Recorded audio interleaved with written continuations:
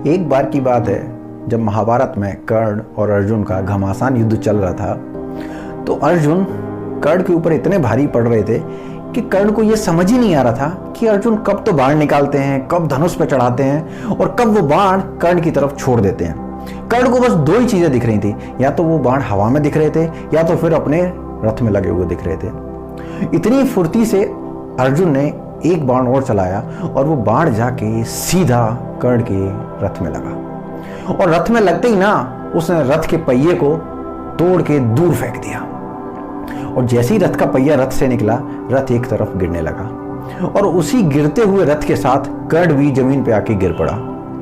और जब कर्ण जमीन पे गिरा ही हुआ था और उसके धनुष बाण दूर पड़े थे, भगवान मधुसूदन, भगवान श्री कृष्ण अर्जुन से बोलते हैं, अर्जुन इंतजार किस चीज का कर रहे हो?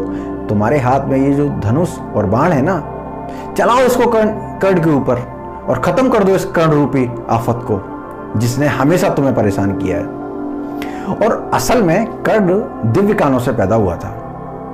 कर्ण को दूर की बातें बड़ी स्पष्ट और अच्छी तरीके से सुनाई पड़ जाती थी।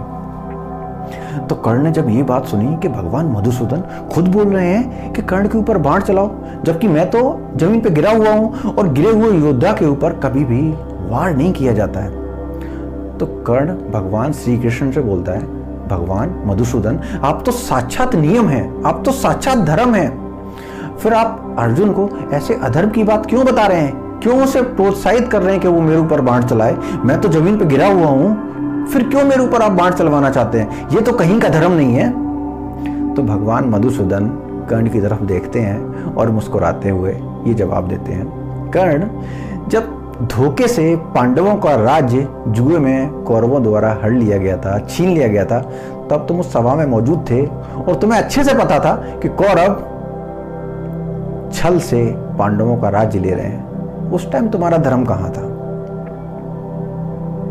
जिस समय द्रौपदी का चीर हरण हो रहा था, द्रौपदी की साड़ी उतारी जा रही थी, द्रौपदी को निर्वस्त्र किया जा रहा था, उस समय तुम उस सभा में मौजूद थे। तुम चाहते तो ये सब रोक सकते थे। तुम अकेले ऐसे योद्धा थे जिसके सामने पूरा कौरव वंश कुछ नहीं कर सकता था। तुम्हारे अंदर इतनी सामर्थ्य, इतनी शक्ति थी। उस समय तुम्हारा धर्म कहां गया था? जब द्रौपदी का चीरहरण हो रहा था, पांडवों का राज्य छीना जा रहा था, तब तुम्हारा धर्म कहां था? और आज जब तुम्हारे ऊपर आफत आई है, तब तुम्हें धर्म याद आ रहा है? तो मेरे भाई, अक्सर हमें भी ना ऐसे ही लोग मिलते हैं और ये लोग हमारे दोस्त होते हैं, हमारे फैमिली के मेंबर होते हैं और हमारे जानने वाले लोग ही होते हैं, जो रहते तो हमारे साथ हैं, हमारे साथ ही खाते हैं, हमारे साथ ही पीते हैं, लेकिन जब भी इन्हें मौका मिलता है ना, तो ये हमारी बुराई करने से, हमें भला बुरा कहने से और हमारे साथ ना गलत व्यवहार करने से नहीं चूकते हैं।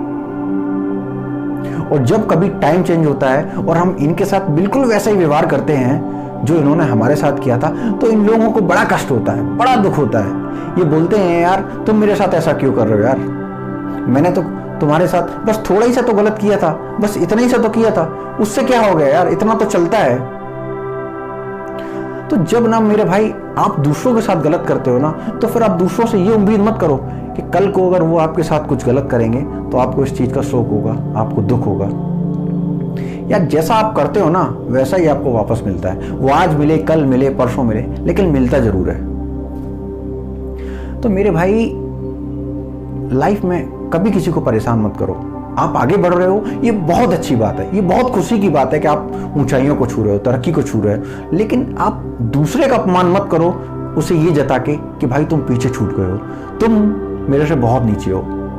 आप आगे जाओ, उसमें कोई बुराई नहीं है, लेकिन दूसरे को नीचा मत दिखाओ यार, क्योंकि ये टाइम है यार, ये बदलेगा ही बदलेगा, ये कभी किसी का एक जैसा नहीं रहता है। जब कर्ण, अर्जुन ऐसे ऐसे लोग थे, इनका टाइम बदल गया, तो फिर मैं और आप कहां एग्जिस्ट करते हैं इस दुनिया में? तो इसीलिए यार अपने सही टाइम का कभी घमंड मत करो और कभी भी ना गलत चीज का सपोर्ट मत करो यार। जो गलत है वो गलत है, जो सही है वो सही है। जो सही था वो कल भी सही था, जो सही है वो आज भी सही है, क्योंकि सही का नतीजा हमेशा सही मिलता है और गलत का नतीजा गलत ही मिलता है। हो सकता है मेरी ये वीडियो कुछ लोगों को पसंद ना आए, और ये भी हो सकता है कि मेरी वीडियो कुछ लोगों को बहुत पसंद आए, क्योंकि it's a law of Karma.